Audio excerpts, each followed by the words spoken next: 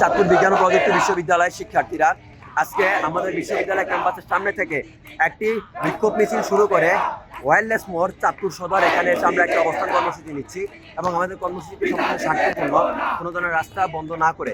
আমাদের আজকের প্রধান দাবি আমাদের শহীদ হাদি শরীফ ওসমান বিন হাদি ভাইয়ের হত্যার বিচার যত দ্রুত সম্ভব নিশ্চিত করতে হবে।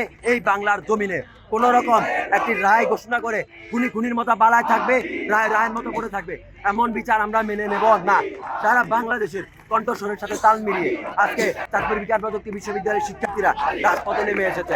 তারা একদম সুস্পষ্ট ভাষায় এই বাংলার জমিনে হাদি হত্যার বিচার চায়।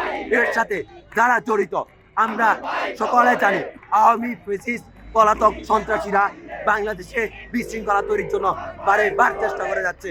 সামনে নির্বাচন আছে, সেটাকে বানচাল করার জন্য তারা নানানভাবে চেষ্টা করে যাচ্ছে। যে আর শরীফ ওসমান বিন হাদি ভাই বাংলাদেশের ইনসাফের কণ্ঠস্বর ছিল, ইনকিলাবের কণ্ঠস্বর ছিল। তিনি এমন একজন মানুষ ছিল, তিনি চাইছিলেন যাতে শত্রুর সাথেও ইনসাফ থাকে।